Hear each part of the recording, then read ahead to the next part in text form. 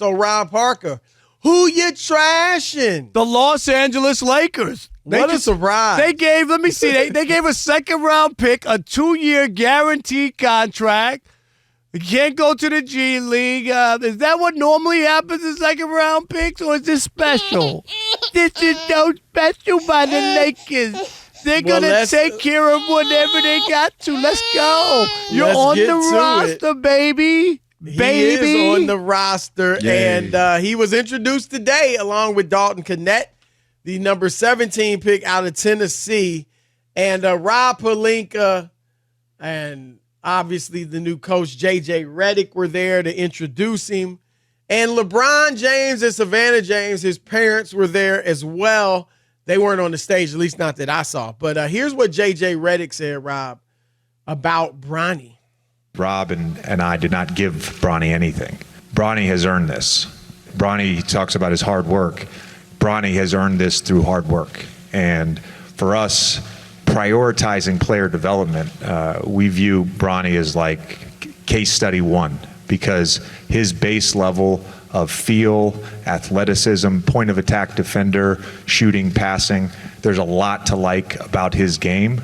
And as we sort of build out our player development program holistically, he's going to have a great opportunity to become an excellent NBA player.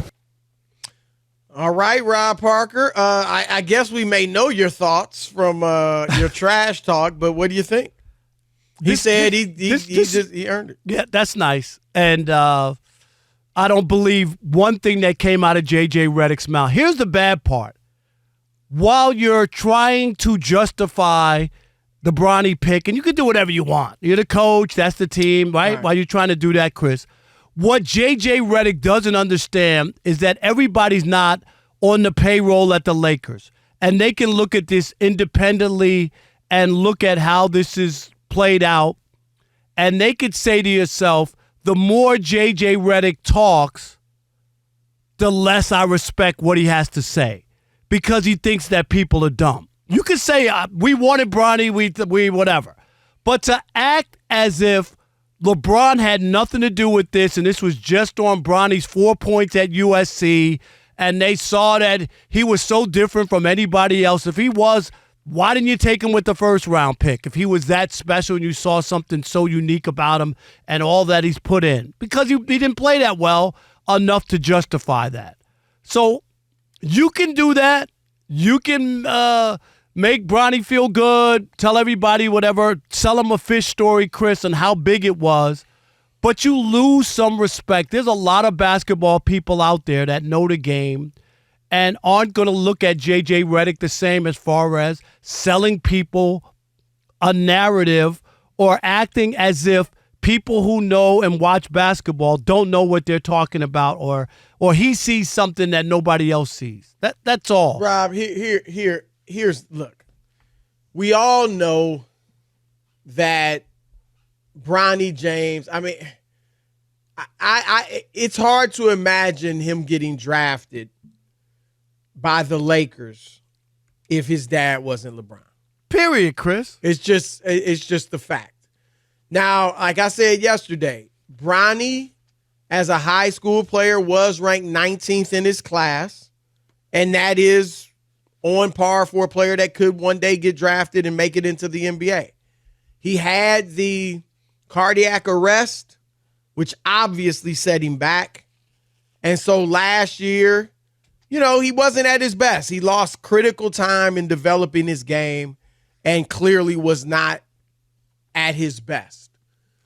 He played, he did fine, played fairly well at the Chicago pre-draft camp. And I think he, is solid enough where, you can draft him. But we all know that his dad being LeBron, it just had a lot. It had a lot to do with it. Now, here's the thing I'll say to you, though. What do you expect JJ Redick to say? I mean, I'll be honest. If JJ Redick just went up there, and obviously he wouldn't be rude about it, but if he says something to the effect of, well, hey, Bronny, like Bronny said, thank you for all that they've given me. He used the word given to me, the Lakers. And if Redick said, yeah, look, you got a shot, this is your chance. Like, almost like you go out there and do it. I just think he said what you are supposed to say and really what you have to say. I mean, we all can see the situation, and I think it's fine, and Bronny will get his chance, and we'll see if he capitalizes on it. I don't think JJ's trying to fool anybody. I think what he's trying to do is to give Bronny confidence and let him know, like, look, we believe in you, and we want to see you succeed, so don't come in here with the attitude of, hey, man, they really didn't want me. It's just because of my dad. Bronny's got to go in there with confidence. And I think that's all Redick's doing. I don't think he is under the impression that he's fooling anybody or anything. That's what a coach is supposed to say. He's not supposed to rip him and say, yeah, he's only here because of his dad. You could do that stuff, Chris, to his face, have a conversation, and say, you know what? The numbers don't suggest that Bronny James should have been picked or drafted or whatever, but we saw some stuff in him. We conferred. We talked with his dad. We talked about how he worked out. We were a little closer to the situation because we got to see him, or his dad got to see him, or our scouts got to see him in a little different light than most people, other than just numbers. And this is a shot in the dark. We're going to give him a shot and see what happens. A shot in the dark? You think that would have went over well? No, but I'm just saying that I could buy that more than this whole notion, Chris, that LeBron had nothing to do with it. I'm just saying when you put that and peddle that out, people are going to look at you a little sideways and be like, I get it. The coaches do this all the time, and it doesn't. You can't do this. I mean, no, I'm just any second round draft pick. A lot of them, Rob. No, most of the it's time, a good chance most of them won't even make the team. Most of the time, there's no press conference and there's no 2-year guarantee. Well, they contract have a press conference. Yeah, they don't get the contract automatically. A 2-year guarantee contract. The press conference, you will have your draft picks there, and the first rounder is the one that's guaranteed to be on the roster. And the second rounder, a lot of times they'll make it, but their future is uncertain going forward. But, yeah, the 2-year deal is certainly out of the ordinary for a second-round pick. But I just think that even what you said, before you said shot in the dark, because that would certainly not have gone over well. But the stuff you said before that, you probably would have had an issue with that too.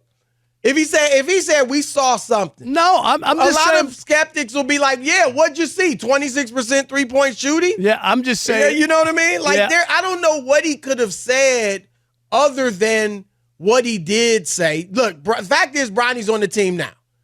Fact is, he's got LeBron James's genes. Fact is, he has been a very good player at his level, through high school.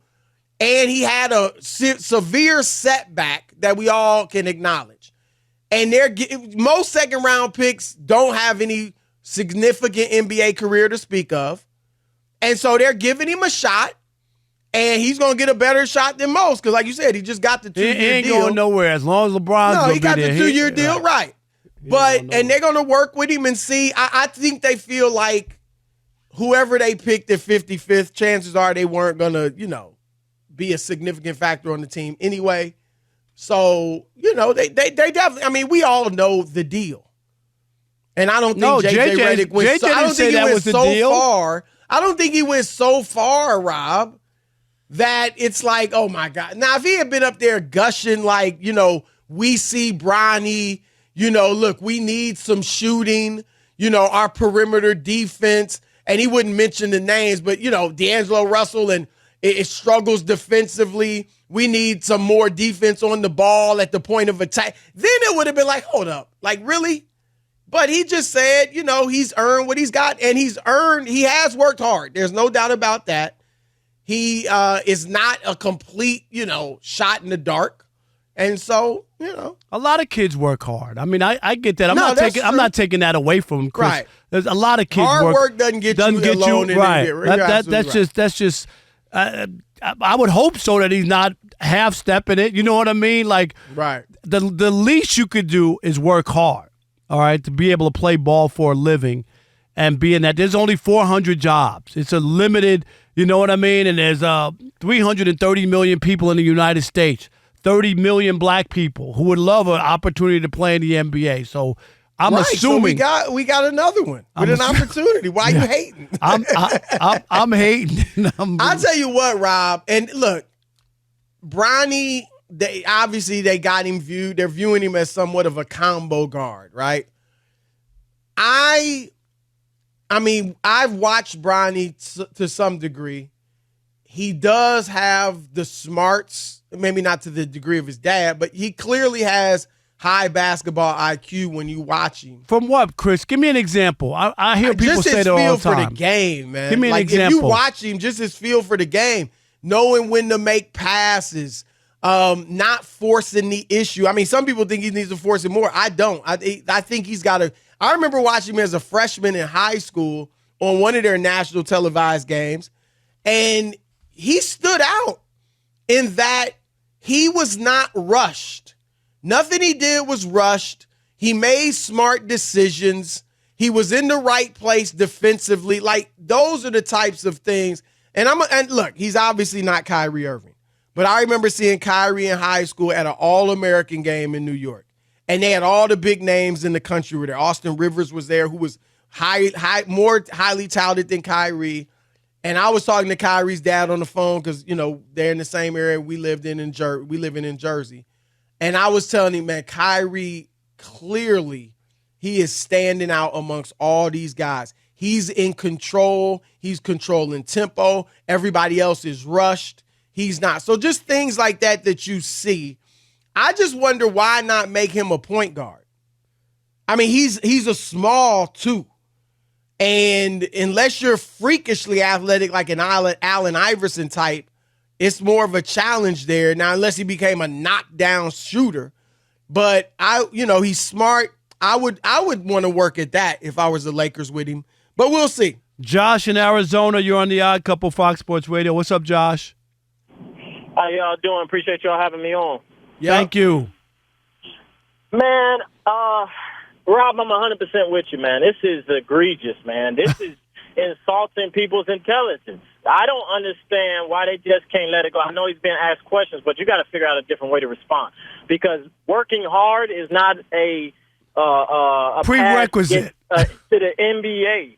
That's just ridiculous. Everybody works hard, and they don't get there because their talent doesn't meet their work ethic. It's unfortunate, but that's what happens. And I don't remember the Los Angeles Lakers developing players.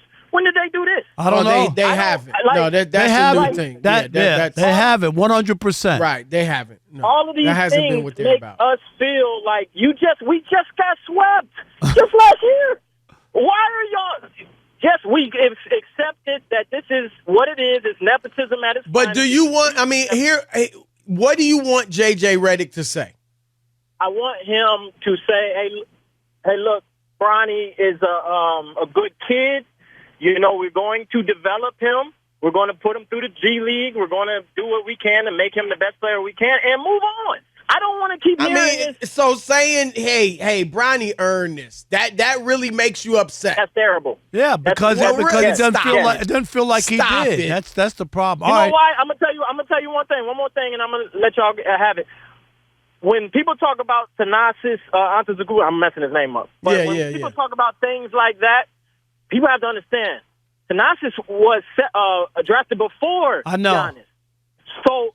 Why is he still on the team? Because he's so good? No, but the difference, and he wasn't drafted. Still on the team. I get how he was drafted. And he wasn't drafted by the Bucks. He was drafted by the Knicks. All right, thanks for the call. You think he's on the Bucks right now because he earned it? No, I think that his initial. He's been in the league 6 years. I get it, but his initial entry was not because of Giannis. That's all I'm saying. Right. Marty in Kentucky, you're on the Odd Couple Fox Sports Radio. What's up, Marty? What's up, fellas? How y'all doing? Doing good. Marty. How are you? I'm good, guys. I think I see this like most people do. It kind of confirmed that JJ is going to be kind of LeBron's puppet like we thought he did. But the truth is nobody ever admits to nepotism. It's everywhere. We just don't usually see it on this grand of a stage. I've worked places. I didn't say worked as in now because I don't want to. Let's just say I've worked places where it's saturated in nepotism. People put in places they don't belong because, you know, their dad. But, Marty, you don't see it on a professional sports level like this. No, You don't. I've seen it a little bit with Austin Rivers. I think he got more opportunities to deserve. He yeah, but played more for opportunities. But he played at a major university. I mean, Yeah, really. he's not as bad. But now he's It's fair to think he may have been out of the league had his dad not been. But he earned his way into the league. No, Would you admit that? But he was not as good at Duke as expected. He was not as good. People thought Austin was going to be a superstar. Yeah, but I'm just saying he struggled in the NBA. He didn't average 4 he points earned his at right Duke. there. That's what I'm saying. No, he was a legitimate draft pick, but like Marty said, by the time he went to the Clippers, there was some thought around the league that his dad was saving his career. I think that's what Marty is alluding to, and that's the truth. Or at least that was the perception.